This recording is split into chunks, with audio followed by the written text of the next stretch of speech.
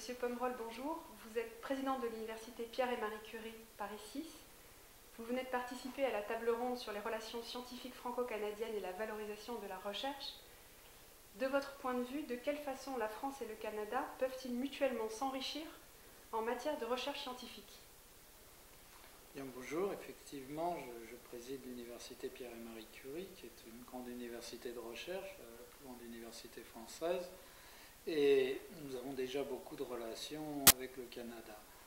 Je crois que les deux pays, il faut d'abord voir, c'est une des choses qui a été discutée aujourd'hui, il faut d'abord voir que ces deux pays sont deux grands pays de recherche, presque au même niveau, ce qui prouve par parenthèse la grande efficacité de la recherche au Canada. Et c'est important pour nous, c'est de voir si on peut générer des complémentarités.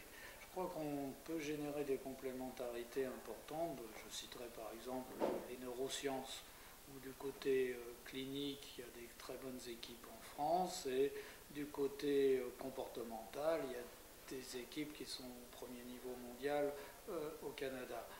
Dans la chimie, dans la physique, dans l'informatique aussi, nous pouvons être très complémentaires. Le Canada est un pays avancé pour la création de start-up en informatique, pour travailler sur la téléuniversité, sur les contenus.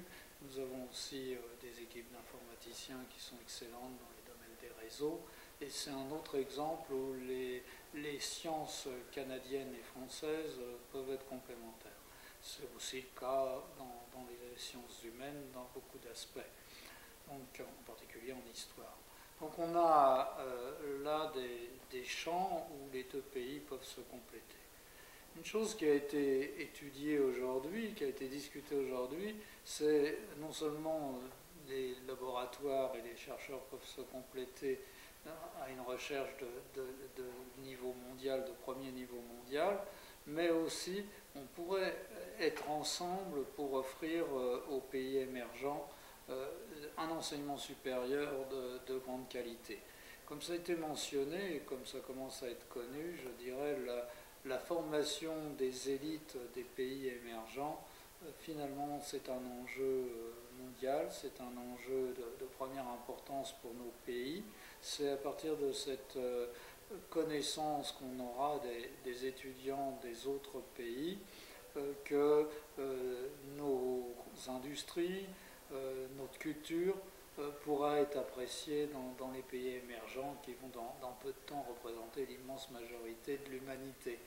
Donc on a là, je crois, on pourrait jouer un rôle complémentaire en offrant vraiment des capacités d'encadrer des doctorants ensemble, de montrer qu'au lieu d'être en compétition dans ces pays, on pourrait être complémentaires et offrir un large choix aux étudiants de ces pays émergents.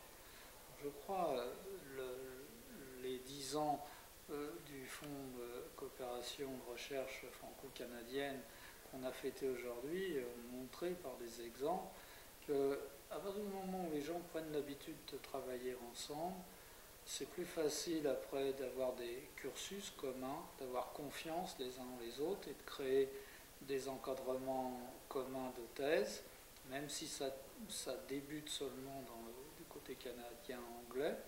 Mais c'est à partir de là qu'on va construire une offre, qu'on va construire des échanges, je crois, qui seront profitables pour nos deux